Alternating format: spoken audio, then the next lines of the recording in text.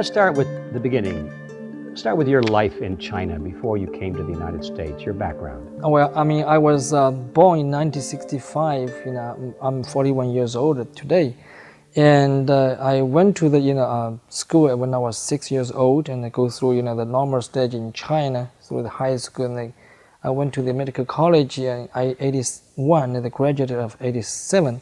I came to this country to study neuroscience at the University of Illinois at Urbana-Champaign. And then I went to Harvard Medical School in Massachusetts General Hospital to do the research work, and I passed the medical board exam, so there and was certified by the U.S. board. And in 1997, I got to know Falun Gong, so I practiced that. I felt that was great, and that's truly what I had been looking for. So that's about my background. All right, you've mentioned Falun Gong. Yeah. What is that?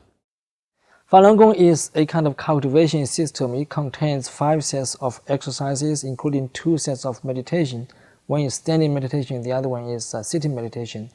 And besides that, it also has a kind of cultivation principles, and it's the principles of truthfulness, compassion, and forbearance. The practitioners need to comply with these principles all the time, trying to improve themselves. We always try to look into our inward, see like what is wrong with ourselves, how we can improve ourselves to be a better person, all the way, so like this. When you do meditation, then your mind will be, blank of those bad thoughts, because you have been practicing this cultivation all along. So that would be very effective to improve your, health in a sense, because the body and the soul is all together at that time. Is this like a religion? It is not real religion, because we do not worship anybody. We don't have any kind of format, if you, as you see in other religions like temple or church, that kind of things. We don't have like any specific, organizations like you have to join in to swear or whatever. You can practice. If you like it, come. If you don't like it, go. So that's the only thing we cherish is improvement of our heart and our well-beings in daily life. Well, some people have said that this is actually anti-religious. Is that true in any sense? No, actually, because we believe in a sense that they are higher living beings, beyond the human being. But we're not against any religion, because anybody can believe whatever they want to. Well, while we're on the topic, they have talked a lot about the illegal practices of your group. Breaking the laws inside China, some people being encouraged to burn themselves to death. The Chinese government has called it an evil cult. So we've had suicides, they say, caused by this belief. And some people have said that the leader of your group, which is Master Li, has said that he has supernatural power. So we've read all of these things that tend to cast questions about Falun Gong. Would you like to comment on those, please? I think if you compare 2 facts, then you will see what happened. Before the persecution of Falun Gong in 1999, there was no report on the suicide of Falun Gong practitioners inside China.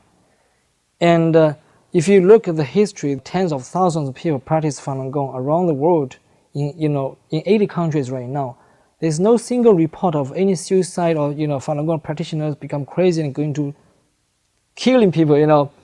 Only happened after the persecution. When the persecution started, the Chinese Communist Party launched a massive media campaign against Falun Gong, saying that Falun Gong practitioners went out killing people, killed themselves, things like that. And if you also look at the history of Communist Party, that's the old trick they use. When they want to persecute any group of people, they would always find excuses by making lies about these groups, say how evil they are, how bad they have been, so they need to be eliminated from the society. So the same thing happened here. They made all kind of lies about Falun Gong, how you become crazy after you practice Falun Gong, things like that. And they find out some people who really committed suicide because of other reasons. They claim this is a Falun Gong practitioner. And they made a lot of videotapes about that, and then said, we have reason to eliminate this evil cult. So that's all lies. And regarding the supernatural power, our teacher said that he recognized the existence of supernatural power, but any of our practitioners should not pursue supernatural capabilities. We only emphasize on the cultivation of our inner heart to be a better person according to the principles of truthfulness, compassion, and forbearance. That's what we all do. And that is very effective in improving the health and the mental balance and the interpersonal relations. So that is also the reason why only after 7 years, when after this what was made public, there were 100 million people inside China practice this Falun Gong until the end of 1998. So you're saying that these stories that we hear about are primarily the result of the Communist Party of China trying to demonize your organization to justify their persecution and the elimination of you. Why are they doing that? Well, I mean, that's a very good question, because if you look at the history of the Communist Party, they want to maintain the absolute control over the society. They do not like any person who has independent thinking and who speak out about those things they have been doing. And they have no freedom of speech, freedom of medium or press in China at all. And there is no single group which can be independent from the control of the Chinese Communist Party inside China over the past 56 years. So if anybody, say like, so many people practice Falun Gong, they believe in truthfulness, compassion, forbearance, and also these three principles acted as kind of mirror, reflecting how ugly, how brutal and inhuman the Communist Party has been. They have been using all lies, all violent means to control the society, to make people fight against each other so they can maintain control. So that is the reason why they do not want to, and they could not stand the existence of Falun Gong practitioners with so many people. Well, we'll come back to the Communist Party a little bit later, but let's return to the historical thread with your story. You decided to leave the United States and go back to China in 2002, as I recall. What was your mission at that time, and what happened? Well, everything I did was out of my heart, because after the persecution, I went back to China 4 times, and I was detained and arrested, a couple of times. And the first time I was detained in October 2002, I managed to escape. So I went back again. The reason I did that was... Could I interrupt you? Why did you go back? What was your mission? Yeah. As I said, I did that out of my heart, because there was, as I mentioned, there was no freedom of press, no free medium in China, and the Communist Party controls all medium. They have made so many lies about Falun Gong, and ordinary people inside China, they just got confused. They had no way of knowing the truth. Over time, they come to believe what the Communist Party has been saying. So that is exactly the reason why I went back.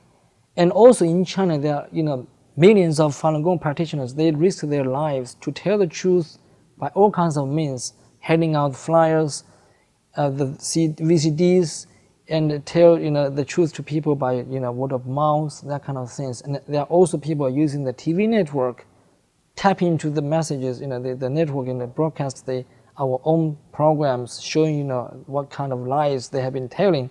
You mean citizens are tapping into the TV network? Exactly. And all of a sudden somebody else's face shows up? Yeah, and then tell the story about the persecution, things like that. That was the thing I wanted to do when I was arrested. So that's the reason. So you went back to interject your message into the media, the television media of the country. Well, I can see why they wouldn't like that very much. Of course.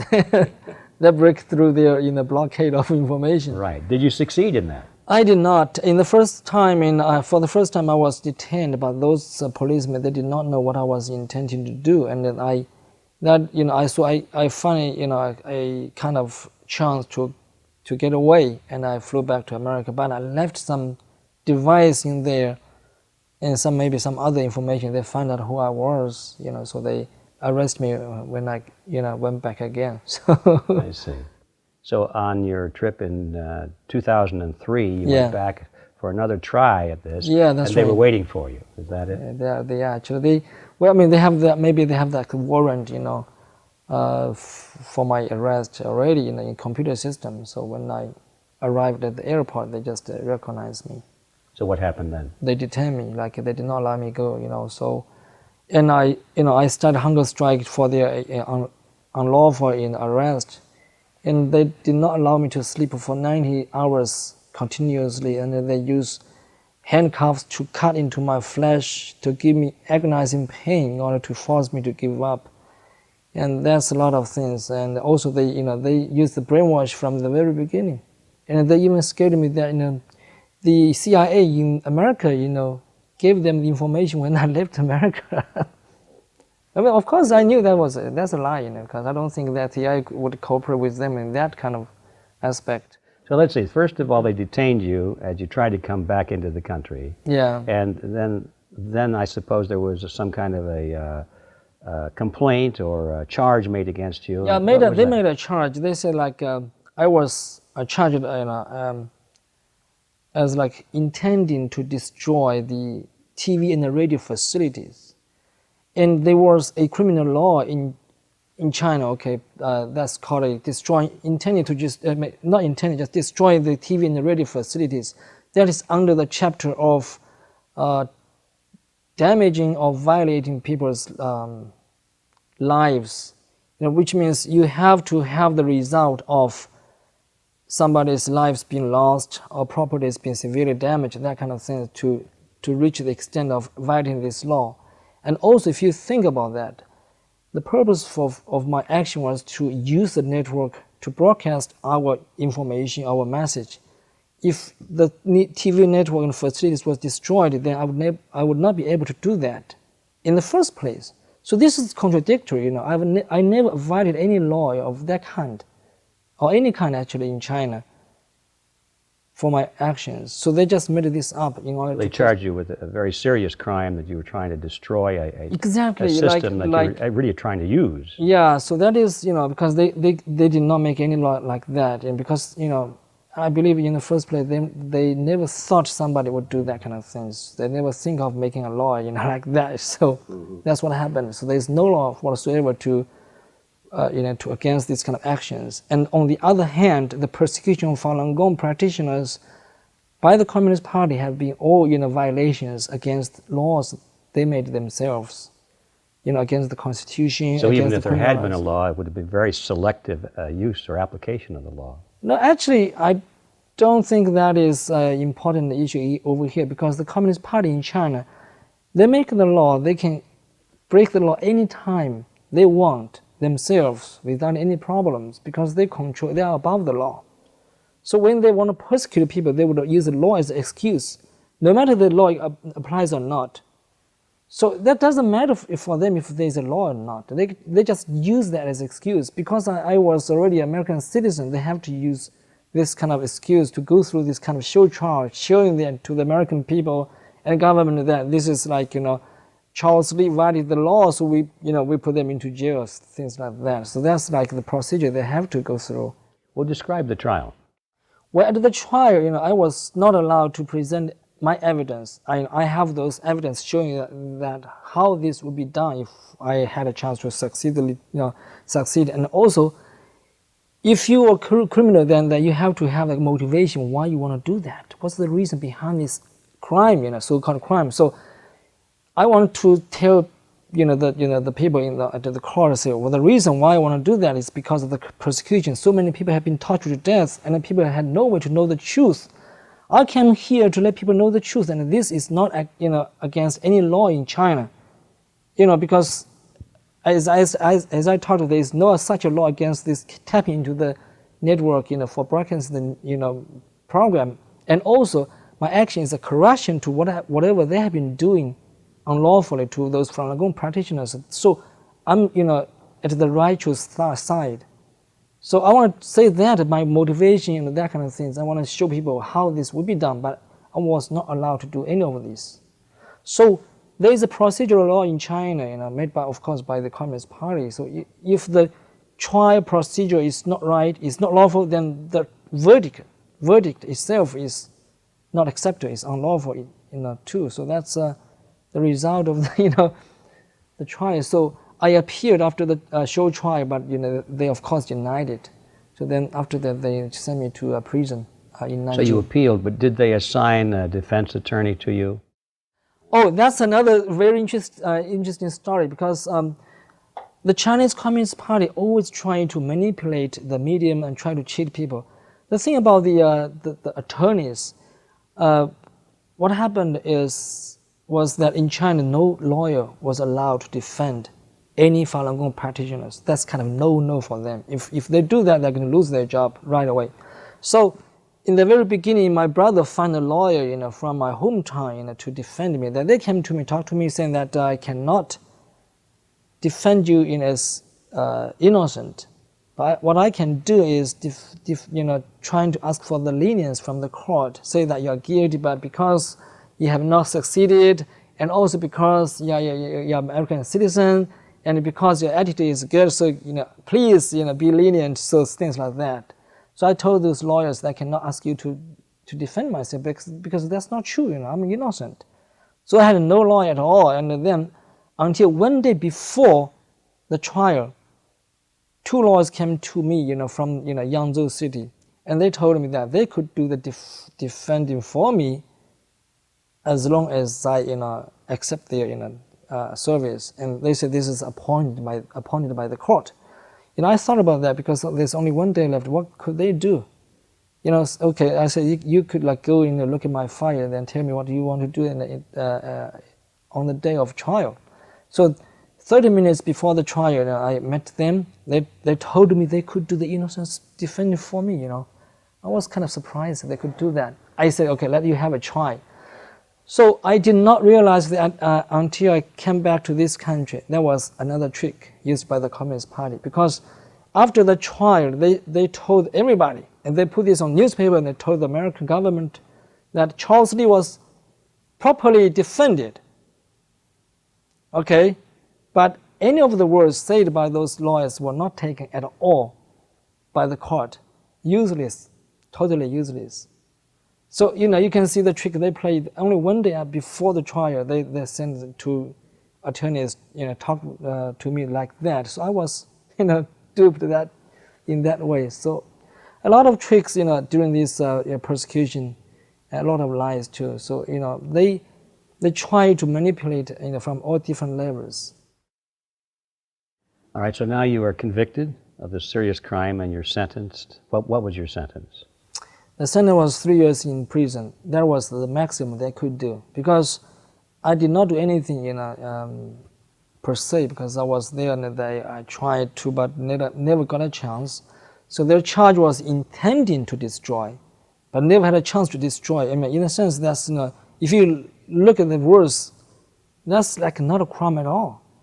It's like I'm thinking about destroying some people's property or life, then I would be guilty of violating any law. It's not true. So that's the maximum they could do, because the law itself says if something happened, okay, the criminal could be charged 3 to 7 years in prison. It could be sentenced to 3 to 7 years. That is like the lowest to the extent to what really something happened. But since nothing happened, so they say they compare to that, they come to this charge. And they even, had the face come to me, say that they have been lenient to me, So anyway, 3 years in prison, so I was, sent to Nanjing prison, about 3 hours west of Shanghai city. Well, describe that experience. What happened there? Well, that is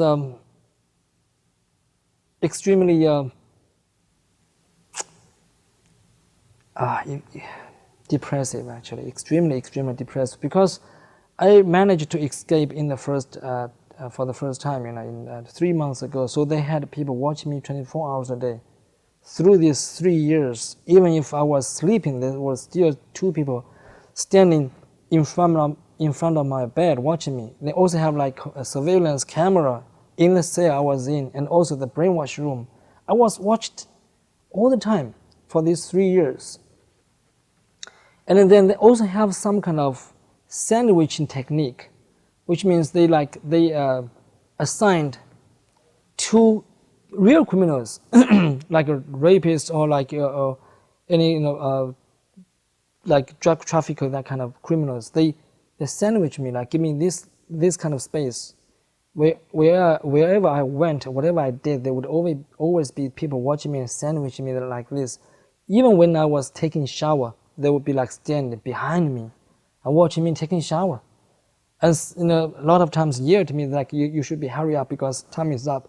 We have this activity, that activity to do. You have to hurry up. So they gave me pressure constantly. So that is one of those reasons why my heart had a problem 2 years later in prison. There was too much pressure. I could feel that all the time. And then they do the brainwash. They force me to attend those anti-Falun Gong programs, they force me to watch those TV programs. They force me to attend the brainwash. They read those articles defaming Falun Gong, glorifying the Communist Party, all that kind of things. They force me to listen. If I don't listen, they would push me. If I don't watch, close my eyes, they would poke me. All that kind of things. They also have kind of format called condemnation sessions. It was invented like during the Japanese invasion in China. At that time, the Communist Party did not fight against the Communist Party. Instead, they stayed in the northwest corner of China, trying to develop their own army. And in the meantime, they invented a lot of techniques, methods to persecuting people, to subdue the followers, so they can become the absolute master. So the condemnation session is like this. The victim will be surrounded by a group of people. These people would yell to you, call your name, say you're like snake, you're like so bad, you should be dead right now. Things like that all the time, one after another, because they take turns. So those people, if they get tired, they can go to another place to take a rest, but the other people would come replace them. So constantly, they just yell and they give this kind of pressure to these people. And during the Cultural Revolution and many other political movements in China, many people just committed suicide. They could not take this anymore because that's too much. They destroy your self-esteem. They destroy your self-respect. They make you feel like you are not a human being. You're like rats or something even worse, rats. Nobody, So that is what they did to anybody who refused to give in. And how long do those sessions go on? Most of the time it lasts for like 5-6 hours. And they say like they had also like I didn't mention the slave labor. Say like they forced you to work for 8 hours. When you went back to the cell, then they would have these condemnation sessions because you refused to sign this or do that, or you refuse to comply to all kind of so-called regulations on criminals. They'll do these condemnation sessions for hours and hours until you are really exhausted. Then you are not still allowed to sleep. They have like one group doing this and then they left, and they had another group come in. They're fresh, they're just rested, and then they come in to continue doing these kind of things. So that's last for 3 years. All these kind of brainwashing sessions and slave labors. In the very beginning, they tried to force me to give up, my faith on Falun Gong, and they even used my mother to give me all that kind of pressure. Because my mother was having a chronic myelogenic leukemia, which was like black cancer, and she had that for 80 years when I was arrested. So her condition was very fragile. And when I was conducting the hunger strike, they used my mother. They came and say like, my mother told me, what happened to her and my father, and after they got the news of my arrest, and how much blow it was to them.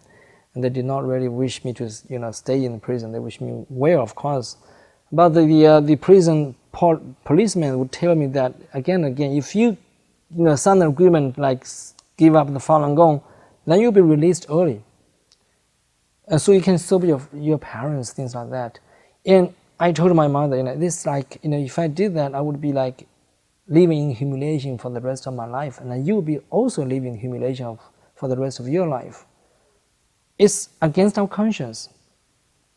But the Communist Party, they keep doing this to any people who refuse to give in. So that was actually that was the worst part in my prison life, because my mother died. While I was in prison, she could not take that anymore. She died in misery. The worst part was that my brother, called the prison and said that my mother was in a kind of terminal condition. It would be good to let me to go home to visit my mother for the last time. And they waited, because my brother called and asked them to do that on 24th of January in 2005, but they waited for like 18 hours or something, more than that. And then on the second day, they allowed me to go back, but I was only 45 minutes late to see my mother for the last time. So that is another trick you can see. On the surface, they say they did their part to bring you, to your home, out of humanity or whatever, but they did intentionally. They let you to be late like 45 minutes. So you will regret it for the rest of your life. That's another psychological manipulation to make you suffer even more. If they didn't do that, I would feel better, because I didn't have a chance to go anyway. But right now, it's even worse. You mentioned before that there was slave labor. Yeah. That word slave labor, how do you define that over there in China? Well, slave labor is like invented by the head of the Communist Party, Mao Zedong, in the very beginning of the taking the power. They said that all prisoners, at that time they called the counter-revolutionaries, should be reformed through labor. And that would be good for themselves and then good for the society. So after that, all those prisoners would be forced to do labors. Many times they can find things to do to make real money for the society. But even sometimes they don't have anything to do, then they would be forced to move heavy stuff from place A to place B, just for the sake of reforming. Because they define those counter-revolutionaries like bad people. They have bad thoughts, so they have to be, reformed. In a sense, they have to change your mind. You have to get rid of all those bad thoughts from your mind. So the only way is doing the labor, because Engels, one of those creators of the communism, Engels said that laboring created the human being. So they use that as a kind of theoretical source why they were doing this. So you have to be forced to do the labor all the time, so you can be a new person. So that is where that's come from. But right now, the slave labor is being used so widely in Chinese prisons. Almost everybody was forced to do that. If you refuse, you would be punished severely. I could hear those people screaming, on another, place, when I was in the factory, if somebody refused or pretend to be sick, who would be like beaten and, electrified by the electric button, that kind of things. I could hear screams, and I could,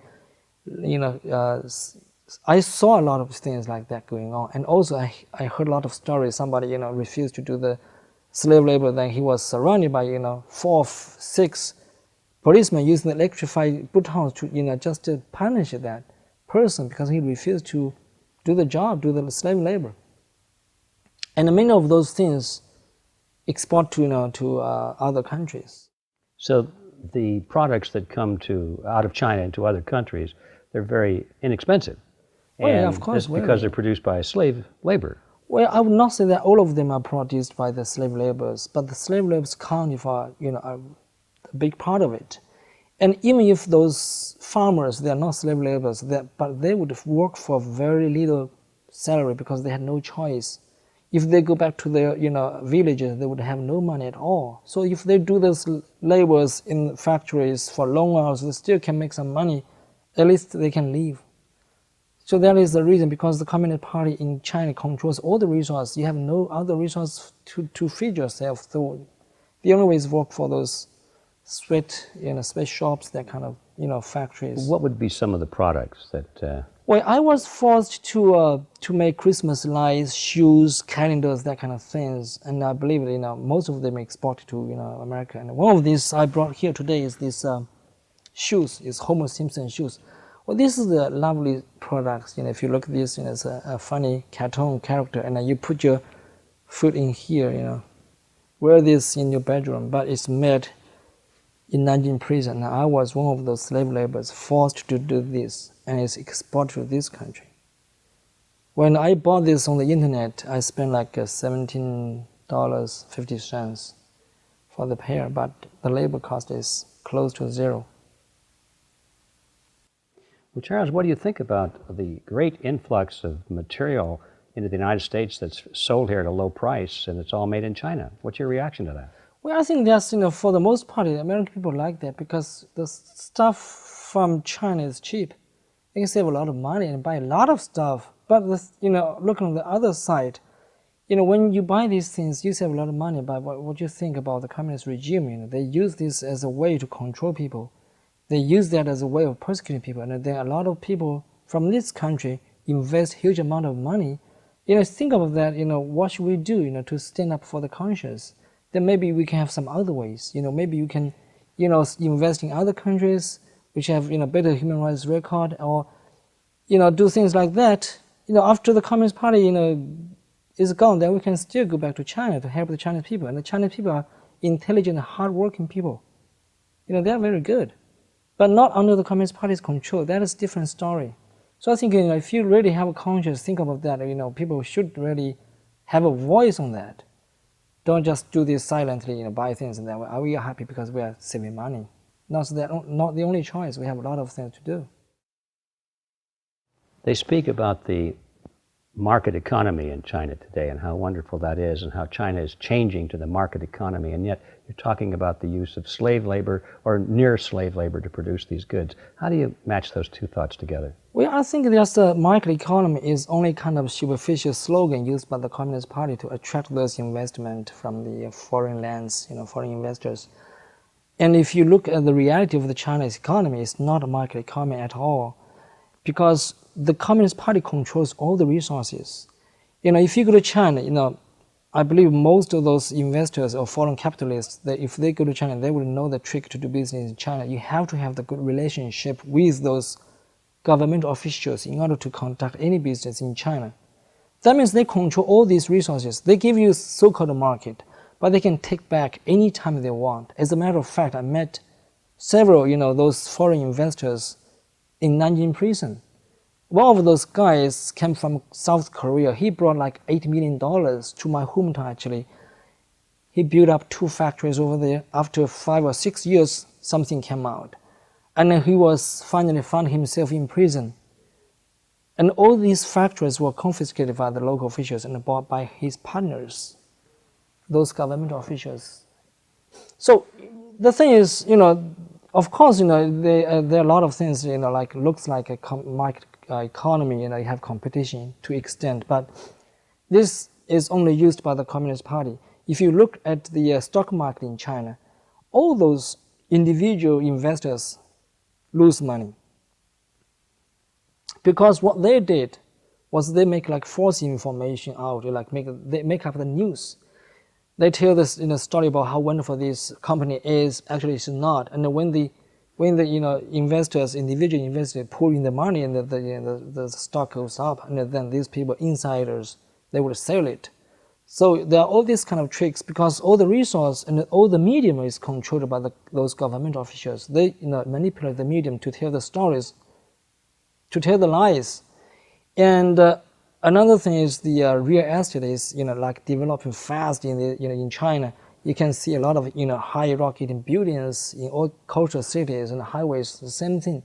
What they did is the government officials, they can take loans from the banks without any collaterals like those people do in this country. So that's free loans for them, and then they have these loans to build up these highways, build up the high-rise buildings, and then they confiscate. They took like more than 50%, or sometimes 70% of those money into their own pocket and use the rest of the money to build those things. But that would be like, quality-wise, it would be very bad.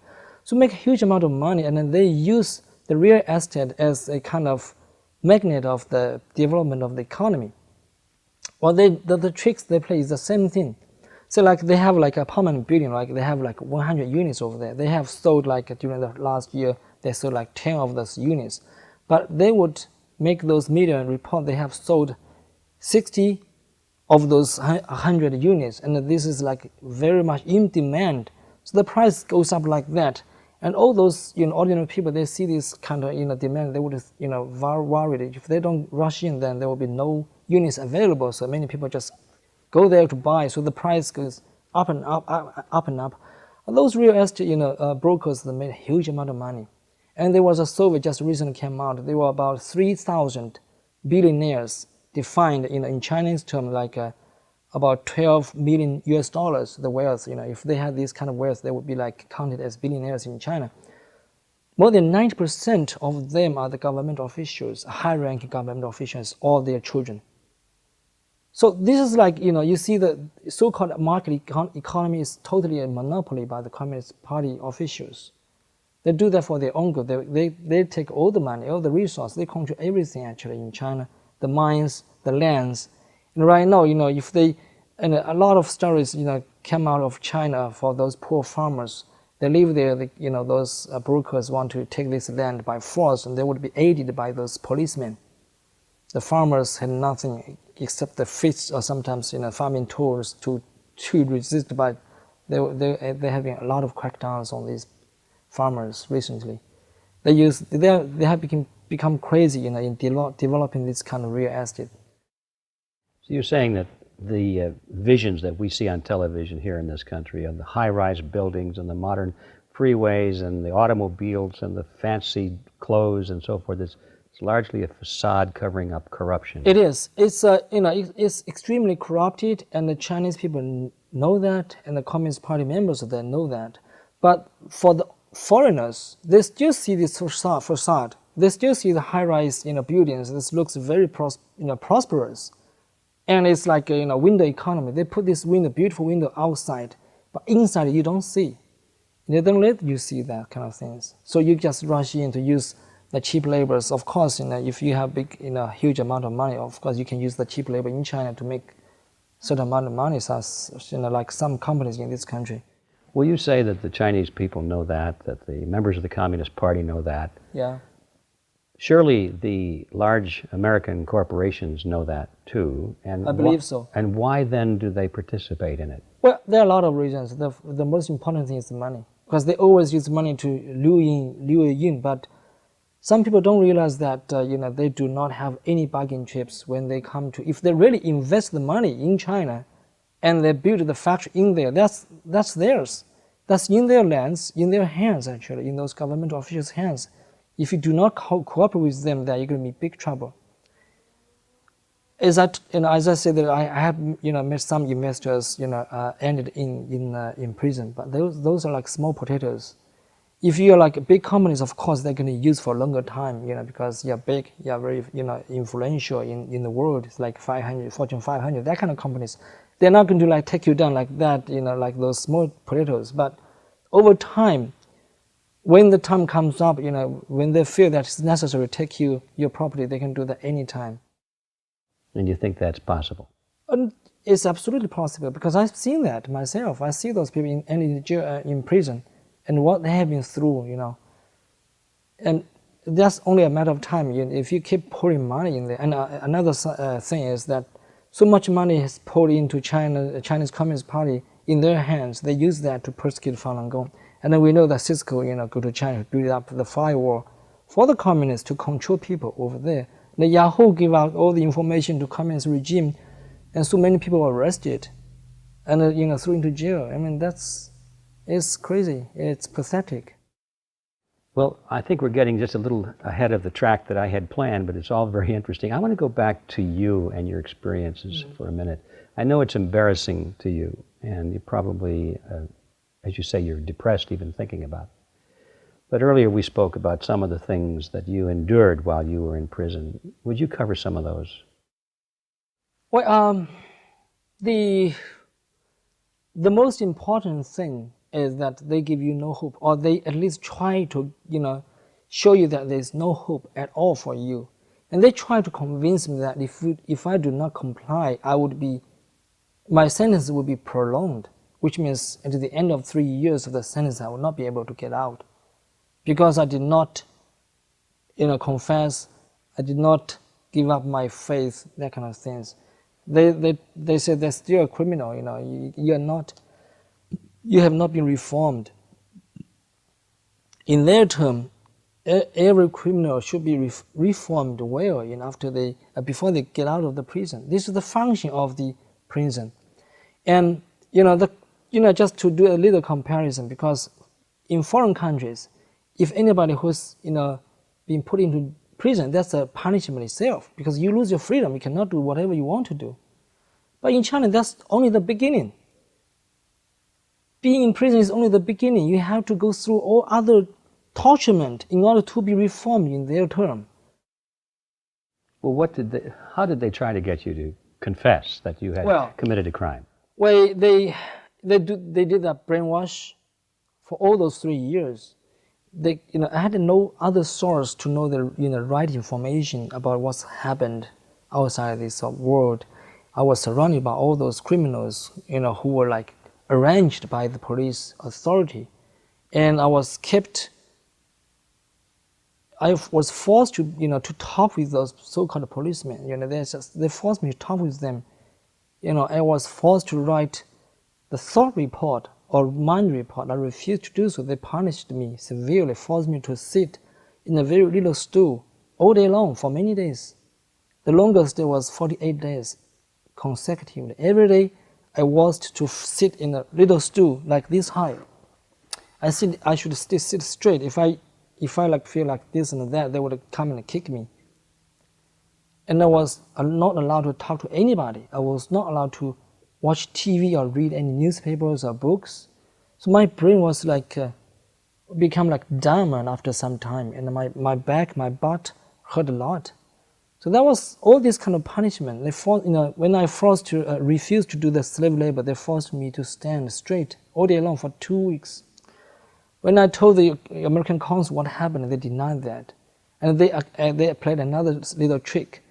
And on the day when the American consul came to visit me, they put a little stool beside me, like 1 meter away, and they did not tell me to sit down. Okay, and when I told this story, about being forced to stand all day long for so many days, and I was so hurt, because my back and was painful, and then they denied that. They said that I was allowed to sit from the very beginning, but he did not want to sit.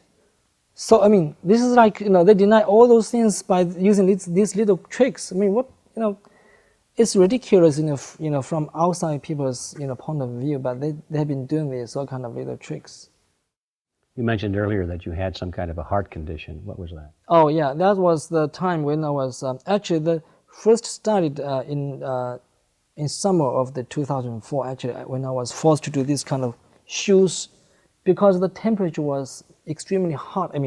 It's like 42 degree centigrade. It's about 105 degree Fahrenheit. In the room, it was packed by 60 inmates. It's about like 1 square meter per person. That's the room we was crammed in. And then even if you don't do anything, you sit there, you would sweat. We were still forced to do this kind of slave labor. So at that time, I feel like my heart was kind of weird. It's like sometimes I had like a premature heart beating, the heart rate went up, things like that. And then after that, was like okay, it's not that good, but it's okay. And then immediately after the slave labor, they forced me to write the thought report. Oh, this is another Chinese communist term, because they want everybody, every party member to report their thoughts every month or every week, depending on the situation, which means you need to tell your superior what you're thinking in your mind and what you're going to do to correct your thoughts or your mind according to the party line. So that is how they stay in control. They control everybody's minds. Can you imagine that? If you have a bad thought, then what? Let me tell you my story, because they want me to do the same thing. Because they said I was a criminal. I have to report my thought. this is like Chinese standard. Because you are in China, so you have to comply to the laws of China. So I was forced to do this kind of mind report. And I refused to do so because I said this is a violation against my natural born rights. My thoughts are mine. Why should I report to you, right? So they forced me to sit there. Every day they came to me like, nagging me like, you should do this, otherwise the result will be, they give you a sense that it will never end. It will never end if you don't do that. And in the meantime, they also forced me to do the, to write some kind of, summary about the criminal life, how I was reformed, things like that. I all refused. So that's immediately after the slave labor, they say like, they wanted to put in pressure, all the time. So they have this thing and other thing all together. So I refused after like 40 some days, I feel like weird because in the first 2 weeks I had like back pain, that kind of things. And then I tried to fight back, against those physical conditions. And then after 40 days, my heart like, had some severe problem. I could not stand that condition anymore, so I had to lie down. So that was, the situation, how that happened. Because, the other thing is I told the American consuls about this situation, but nothing happened. I was still forced to just sit. They visit me every month. That lasted like 48 days. So anyway, they only ended because my heart had a problem. I had to lie down, otherwise I would like, had a severe problem. So the heart problem lasted for more than half a year, then tapered down little by little. Do you think that you might have been treated differently if you had not been an American citizen? That's for sure. And that is one of the reasons why they did not torture me to death, because my case drew a lot of attention, from America and also from other countries. There was a lot of pressure on the Chinese Communist regime on my case, but they still tried their best to persecute me, to try to force me to give up, to accept that unlawful verdict. If I were not an American citizen, I would be dead already. Because anybody who refused to give up, they would give you two choices. They either die or give up or comply with their requests. So that has happened to thousands of Falun Gong practitioners. As far as we know at these times, that there are 3,000 practitioners who have been tortured to death. And we know their names, their address, how they were tortured to death. But they always try to cover up.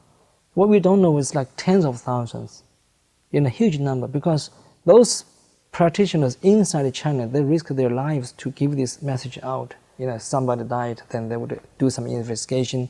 Your co-practitioners, neighbors, things like that, would try to find a way to report this, to give this message outside by using internet, that kind of things. To what extent is the Chinese government using Falun Gong prisoners as sources of organ mining or organ donation? Organ harvesting has been happening for the last 5 years. And if you look at the record of the organ harvesting record in China,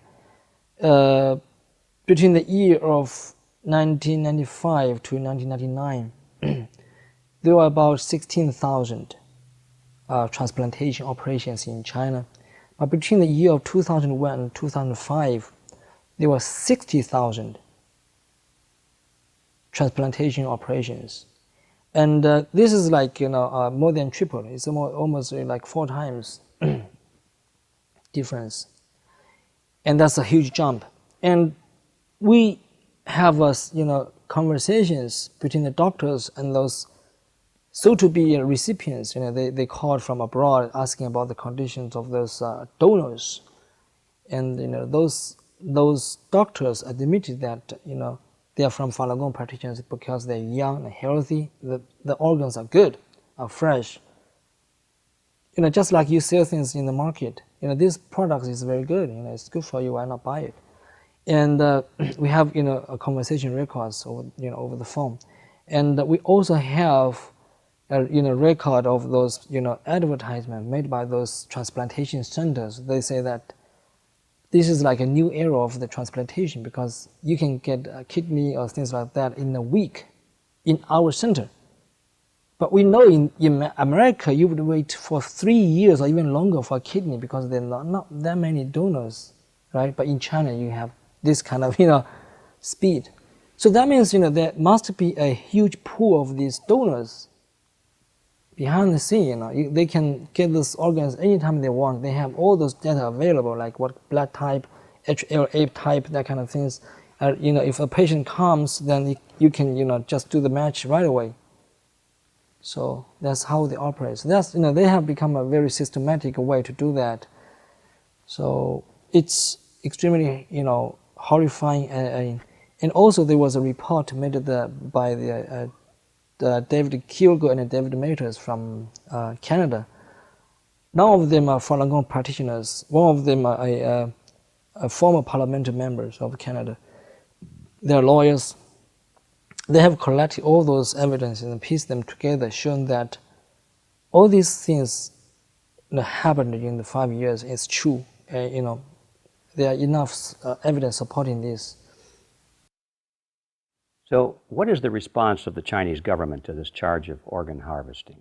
Well, that's very interesting, Ed. What happened was, on March 9th, these witnesses, the reporter and the nurse, they came out and make the statement about this organ harvesting happening in China. And the Chinese government did not say anything until 3 weeks later. They said that's not true. And they invited reporters from AP and another French media, and also they invited the American embassy from Beijing to go to Sujiachuan, which is located in a northeast part of China, to take a tour at that site. And then they find nothing, showing that organ harvesting happened. That was the prison where it was happening. Oh yeah, that's not prison. Actually, it's a hospital. Oh, hospital. And there's underground facility. Those Falun Gong practitioners were kept.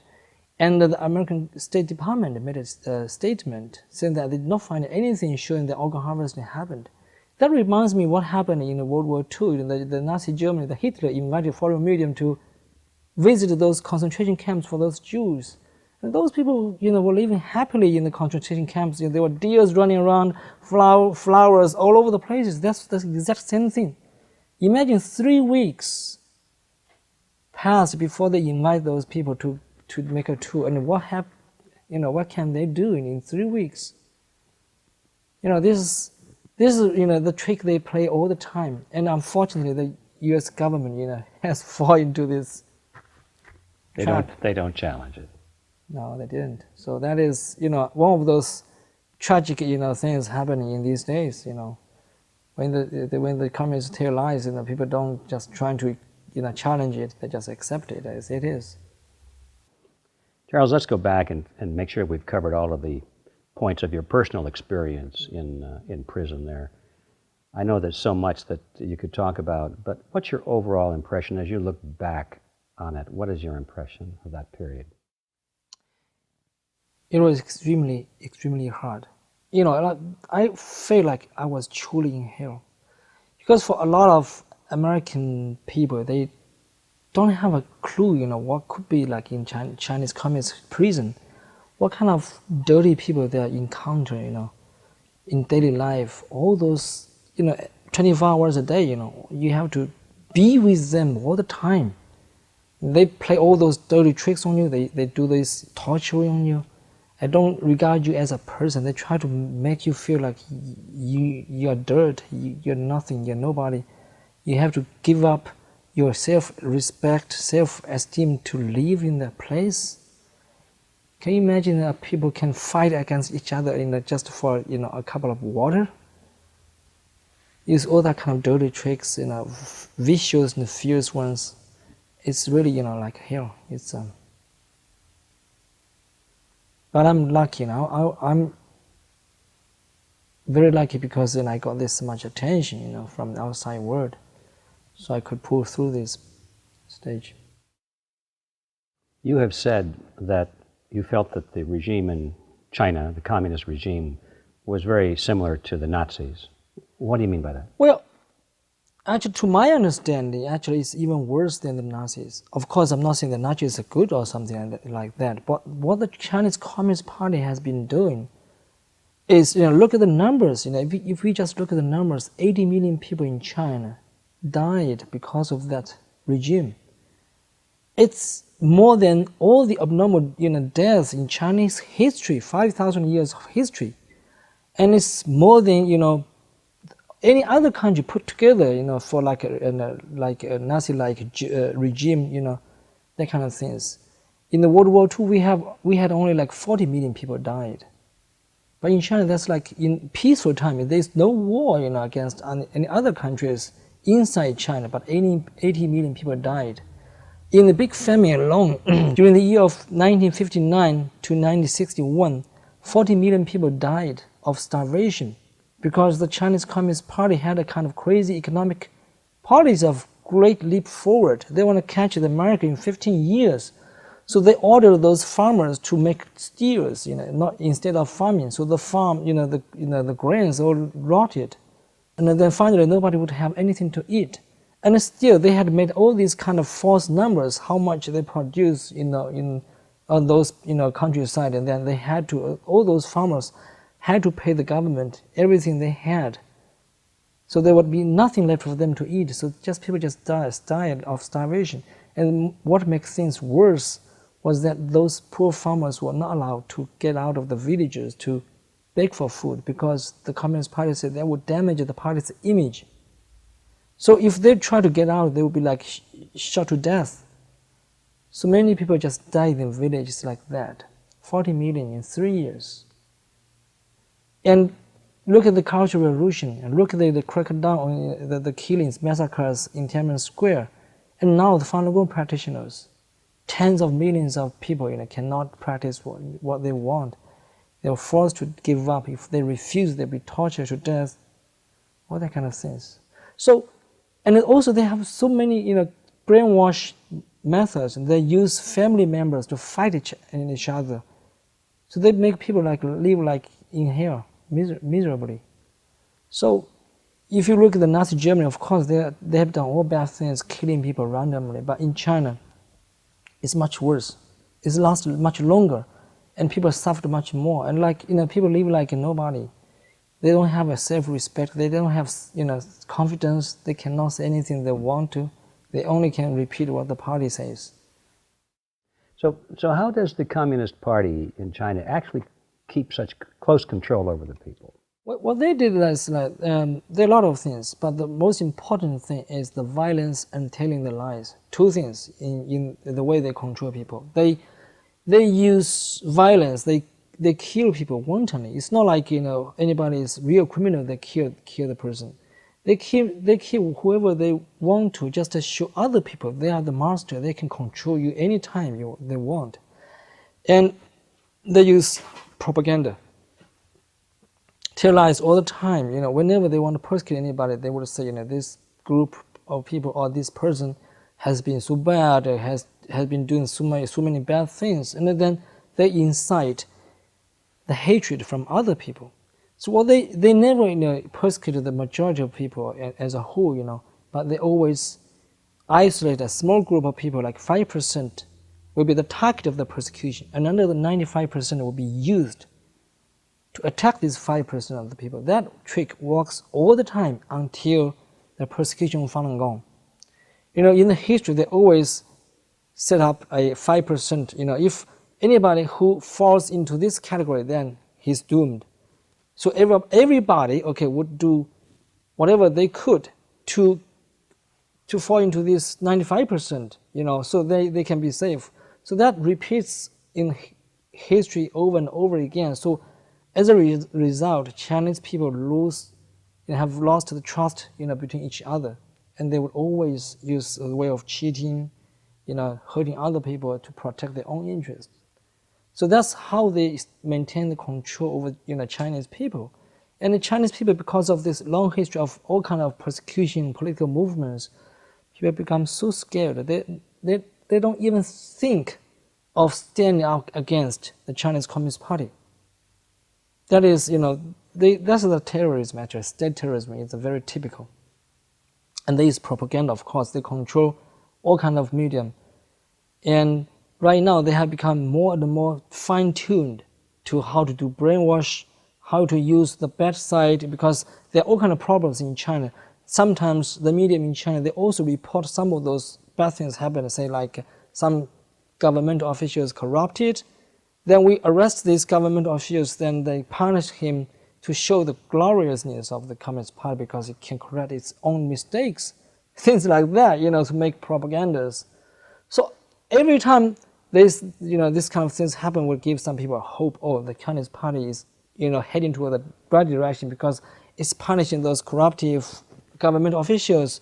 So it will be like, a good party later on. So this thing happens repeatedly again and again. Until now, the persecution of Falun Gong, it doesn't work anymore. If you look at the Chinese government and the American government, then you can see the difference because American government only controls a small part of the wealth in this nation because people pay tax, they can use the tax money, but the majority of the wealth is in the hands of people or those big companies, not to the governments. Of course, the governments can do some deals with the corporations, whatever they can do, but they still cannot have the absolute control on those wealth.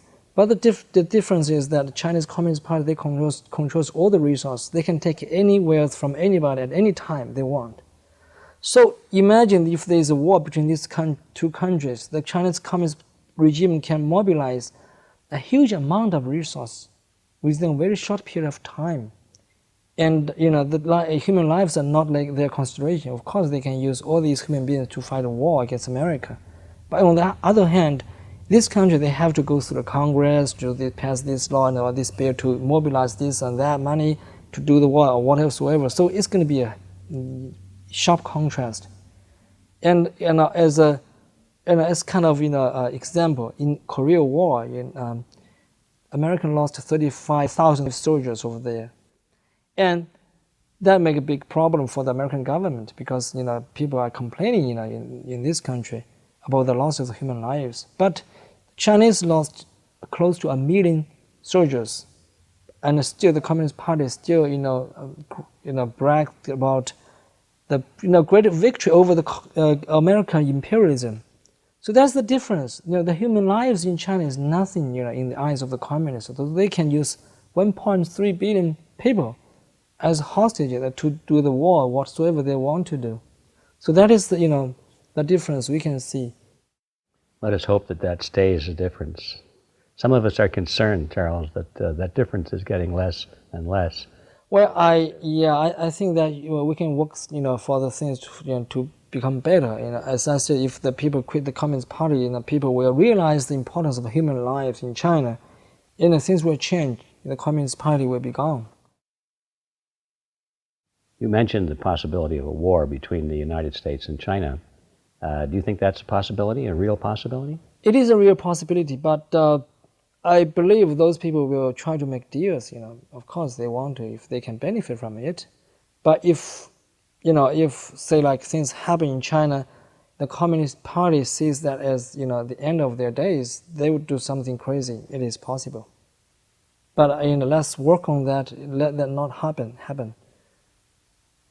Yeah, I believe the only thing is to educate people, to really realize what's the true nature of the Communist Party. So then, if people get away or stay away from the Communist Party, then it doesn't have the control and ability to make a war. So it's very, very important for the American people to understand the importance of staying away from the Communist Party. Give them less resource, give them less energy, so they won't be able to commit a war or anything like that against America. That is extremely important. You don't have to commit, you don't have to, do a war against them, but you can stay away from it, so it will become weaker and finally collapse. That's the right way to do. As I look back over the growth of Marxist-Leninism in various countries, especially in China, we see that the rise of those regimes has been fed mainly by idealistic people who really thought that they were signing up for a worthy cause. They thought they were going to help mankind in some way or another. They had bought into the slogans of Marxism, for example. So the communists came to power in many cases a combination of deceit to some extent, but also on the wave of the high ground of morality as they sold it to the people. Yeah, I think that's a very But right now, what interests me about your movement is that you're pulling that out from under that rug out from under their feet. You're exposing the fact that that is not the high ground of morality. That's right. In fact, it's the depths. And so you agree with that appraisal? Yeah, I think there are three different groups of people in the history of communism. The first group was those like Marx, Engels, Lenin, Mao Zedong, or those very high-rank communist officials. They knew what they were doing. They did not believe communism themselves, but they used that as a tool, as a slogan, as ideological weapon. And another group, so-called like real ideologists, they were attracted by the communism theories. And if you look at the history in China during the Japanese invasion, they invaded China, but the Communist Party, they did a lot of propaganda in the nationalist-controlled areas about the communism and about the way they want the country to be, and about the way they want to fight against the Japanese, all that kind of things. That attracted a lot of people from the nationalist-controlled area, a lot of young people, intellectuals, that kind of people. They went to Yan'an, where the Communist Party was at that time. There's another group of people. They truly believed in communism. They want to fight for that. Another group is much bigger, masses. The ordinary people, the farmers, that kind of people. They don't really understand what communism is, but they believed if they follow the Communist Party, they would get the lands, get the stuff from the landlords, that kind of things. They fight for those real stuff. What they could see in real life. So that's three groups of people form the communist movement. So that's why it spread so fast in so many countries. But as the non-commentaries in Communist Party pointed out, the communist theory itself is totally wrong, because people have their rights to own properties. They work hard for that. That's like part of their life, just like their arms or their hands. You have no rights to take that away. In the collectivism like format, like people can share their property. That's not the case. That's against human nature. It's against the rule of the universe, I would say, right? Every human being has the right to his own property, has the right to his own body. Nobody can take it away. So how can you collect all these properties and then use for other people? It should not happen. So the communism itself is a wrong theory from the very beginning. But for those poor people and for those idealist, intellectuals, they really fell into these kind of pitfalls. So that's how that, So we know right now the communism is truly evil. It's kind of evil way to control people, to persecute people, to do a lot of damage to human society. Only in this way people can really quit from the Communist Party and then end this evil practice. In the West, you hear it commonly said that communism is dead. Well, that's only like wishful thinking, actually. It's not dead. It's still kicking alive, in China, maybe in other countries, like North Korea, Cuba, a few of those small countries. But the thing is, they have used capitalism right now as some kind of foresight, to play with people right now. So actually what they have been doing, they are trying to everything they could to cover up. They distort the history. They tell lies about what happened in previous years, things like that, because they control the medium. So I don't think we should have any illusion, about what's happening in China. It's not like, if you engage with China, with capitalism, then the Communist Party itself will evolve for the better. It's not happening, will not happen. Well, that was, in fact, my next question going to be that, because it's commonly said that if we trade with China and we send them aid and we become partners with them, and as the Chinese people get used to television sets and internet and all these wonderful things, that they're going to change for the better and become more like us. Well, that's, as I said, wishful thinking, because if you look at the communist history, during the year of 1945, when the Japanese is about to surrender, though the Americans sent a delegate to the place where the Chinese Communist Party was staying in the northwest part of China, and the Mao Zedong told the delegation members, said that we are going to build China like America. We're going to have a democratic system. We are going to have multi-party government. We're going to have people to elect government officials. All kind of beautiful things. They have even published an article in a newspaper run by Communist Party.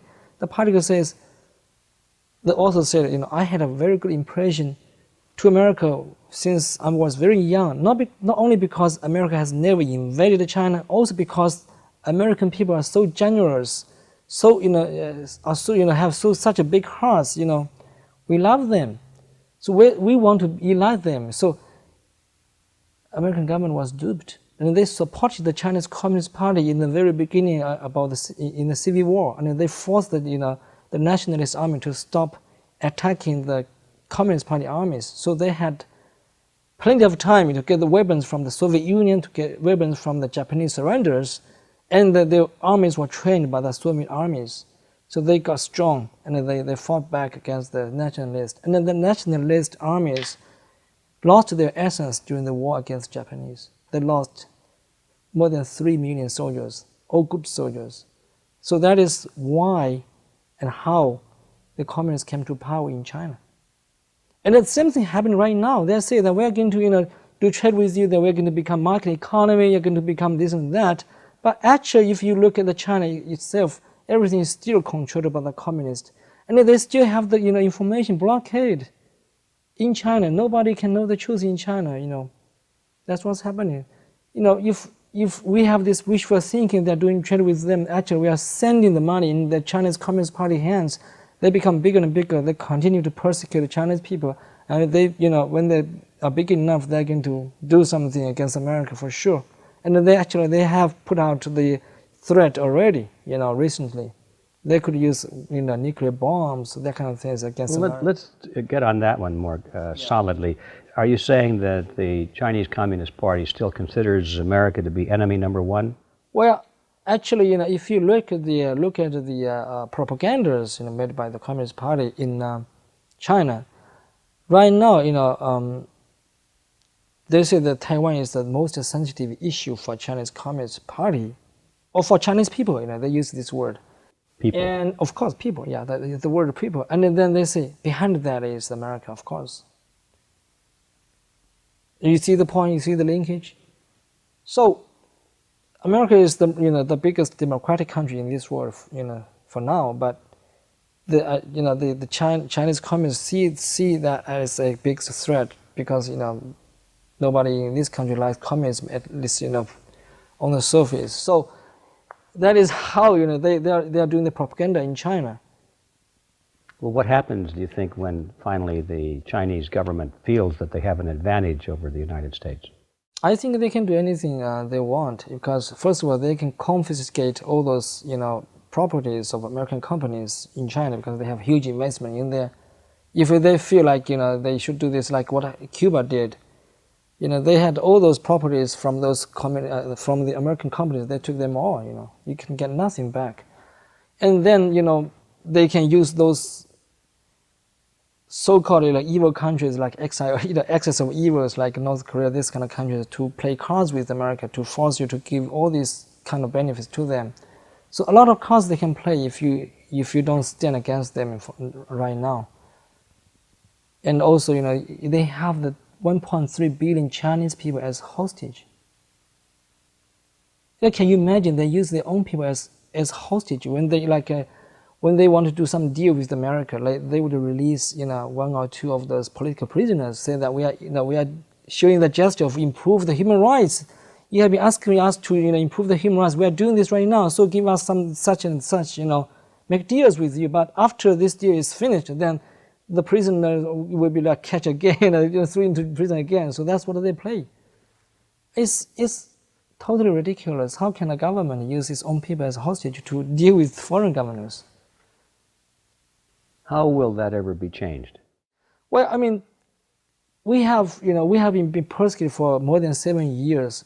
In the first 4 years, we gave them enough chances to correct their wrongdoings, to stop the persecution, because we have been practicing truthfulness, compassion, forbearance. We have never had any political agenda. We have never been interested in political power. But they refuse to acknowledge that, even though they knew it. They refuse to recognize that in public. They continue the persecution because they don't see that they can stop. They don't think we should exist because, as I talked about the reasons. So there is a book finally came out. It's called 9 Commentaries on the Communist Party, which tells the true nature of the Communist Party, the evil nature and what they have been doing to Chinese people and to people around the world. Actually, they also exported those violence to other countries like Cambodia, Indonesia, all that kind of Southeast Asian countries. And we appeal to the Chinese Communist Party members to quit the Communist Party. So in this way, if they lose the support from the ground, they are going to be disintegrated. So that's what's going to happen. Well, this book, this series of essays, excellent, by the way, that's being distributed in China, is that correct? Yeah, that's right. And how is it being printed? It must be underground? It's underground, but there are a lot of people in doing that. Even those non-Falun Gong practitioners, they do that because they think that is truth, that is good for China. They use all kind of ways, piracy or smuggle from outside the country and distribute and widespread. So a lot of people have read it and a lot of people heard it. Many people have already quit. So this book is very, very important. How do we get hold of a copy of it? Well, you can download this book at the website www.epochtimes.com, spelled as EPOCHTIMES, epochtimes.com, and it's for free. It's for free? Yeah, you can download it anytime you want. Wonderful. That's how you work. Yeah. So what impact is this having? What's happening as a result of that? It is very clear that the Chinese Communist Party is losing control inside China. But they still, of course, until the very minute, when it collapsed, they will still maintain the control over the medium, at least on surface. They will still tell everybody to the Chinese, the Chinese Communist Party is great. Our economy is flying. Every year there's 10% growth. It's amazing. Look at these high buildings. They still tell the story until the minute they collapse. So that's what will happen. Even though, tens of millions of people already quit, but they still tell the same story over and over again. Every year is 10% growth of economy, things like that. Now explain that. We say people have quit. What does that mean? They have announced over the internet, say that they quit the Communist Party. They will never have anything to do with the Communist Party. They will not follow the party lines. They will not, pay any fees, because you have to pay the party fee, every month. So that kind of things. So actually, if for the Communist Party to continue to do all those bad things, even for their exist, they have to have the kind of ground so they can get energy and the resource from those members. So if people all come to realize the true nature of the Communist Party and they all quit from them, then it's going to be over. So the picture then that is emerging here is that because of the activities of your organization, it was not even an organization. Yeah, it's people, a practitioners. Network of practitioners. And the distribution of this book is spreading wildly throughout China. Yeah. And the impact is that people from inside the Communist Party are now resigning in large numbers. Yeah. And the organization is being torn apart from within. Yeah, that's falling right. apart from within. And also, because we have been doing this in a peaceful way, because we have been practicing the 3 principles, truthfulness, compassion, and forbearance, in the past 7.5 years almost, even though the Communist Party has been using all evil ways in human history, anything you can think of, but there is not a single case in which the Falun Gong practitioner used any violent means to fight back. So we have been, practicing forbearance since the very beginning. So in that way, the Communist Party would have no sense of fighting, because every time they want to fight, there's nothing, there's no resistance. So they lose their energy in this way, because if they had the resistance, they could get rebooted like. But right now, they don't have this way to get re-energized. So they're losing control because they don't know what to do. I know it's hard to predict, but what do you see for the future? Well, I do not want to give the exact time. It's like 3 years, 2 years, but it's coming soon. It's not, like a next generation.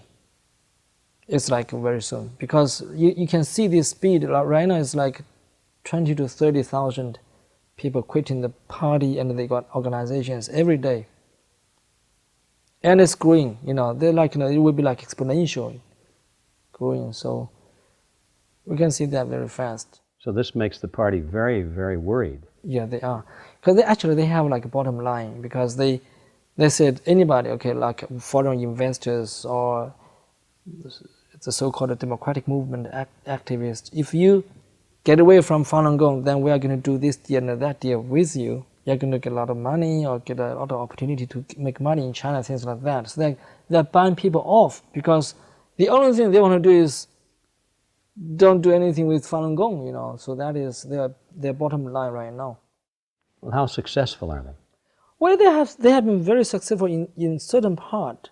And we have seen, as I mentioned, those big companies go to China to help the Communist Party to do those persecution, and build up firewalls, telling that kind of people, what they are doing, and also sending the money into the Communist hands itself is helping them, because they have the resource, to pay those policemen to buy all kind of, weapons, that kind of things, on persecution and monetary people. That all cost a lot of money. So it's being helped by those capitalists from, America and many other countries.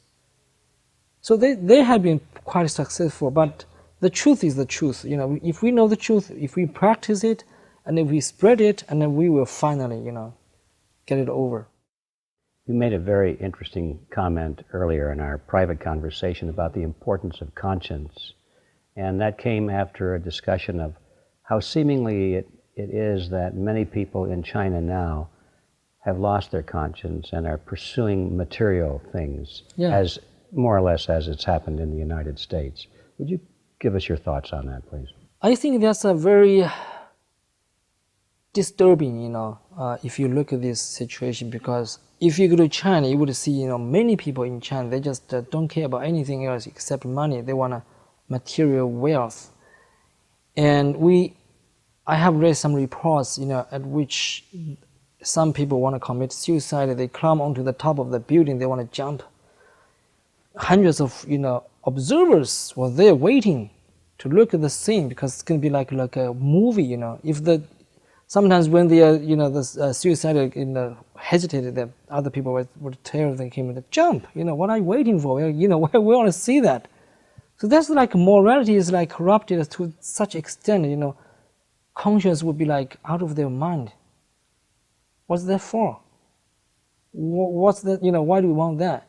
The same thing, if you look at those capitalists, who goes to China to invest money, they don't care about the persecution of Falun Gong. They know, they think that those people who practice truthfulness, compassion, or forbearance are a band of nuts. Why don't you make money? That's all. I understand. I would like to say, however, these people that they call capitalists are not really, they're collectivists. Just because they have a lot of money doesn't make them capitalists. But you're certainly right on that. Well, and maybe I got this notion from the communist propaganda, yes, capitalists are bad, things like that. Right. Anyway, those are not capitalists.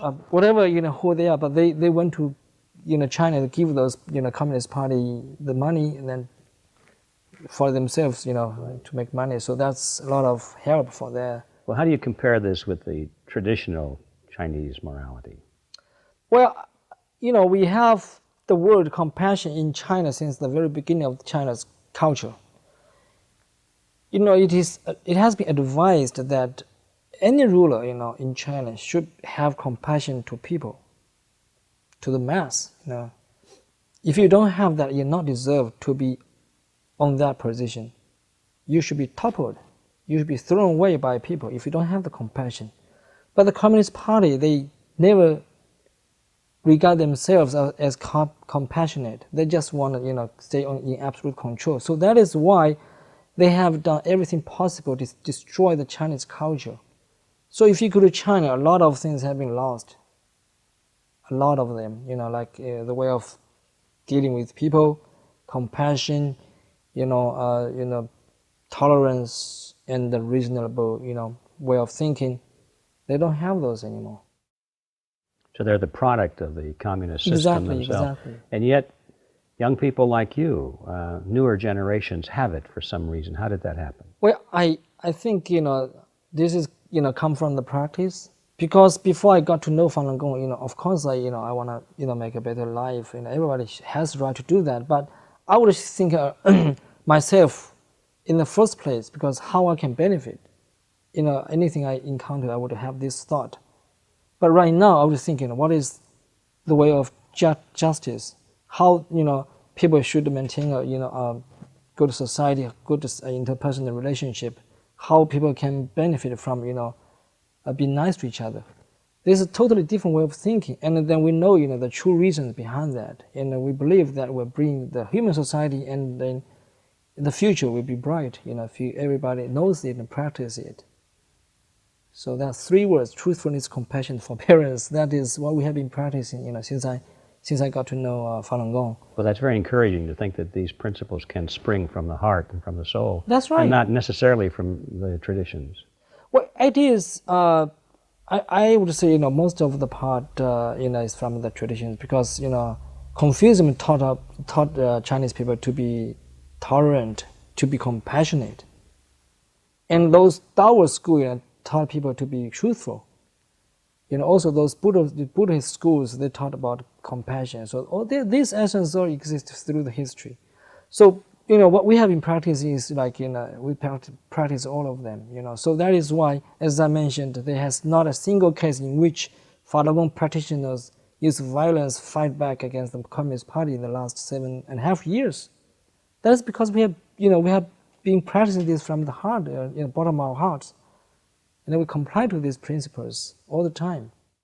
And yet you're not just completely passive. You stand for what you believe in. Yeah, that's right. And you confront the system. That's right. And you're there 10,000 strong if necessary to let your views be known. That's right. That's a little different than some people who just feel that they should quietly accept the system. No. We are not accepting it, because what we did in the first 4 years was giving them a chance to correct their wrongdoings.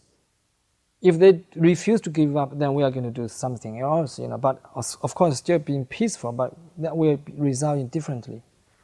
So that's what happened.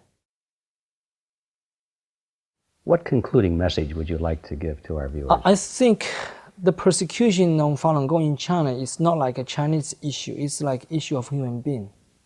Everybody should look into that, because we have been practicing the principles is what really a human being needs. If everybody practices that, the human society will become, much, much better. And what Communist Party has been doing is not only damaging to the Chinese people, but also to the people in the world. And if you look, study the history, then you can see, how they exported the violence to other countries, and how they use Chinese people as hostage to, hijack those resources. And if you just sit around doing nothing, then we'll see this tragedy happen over and over again, and we'll finally get to you. And as for the Falun Gong orphanage, because it has just came out this year, this is like a new format of crime, never happened in human history. And if we see this still doing nothing, then I think the human being will be over. So everybody should stand up to say no to the Communist Party, to stay away from it. And if the Communist Party collapses in China, then it would be great for Chinese people and for the world as a whole.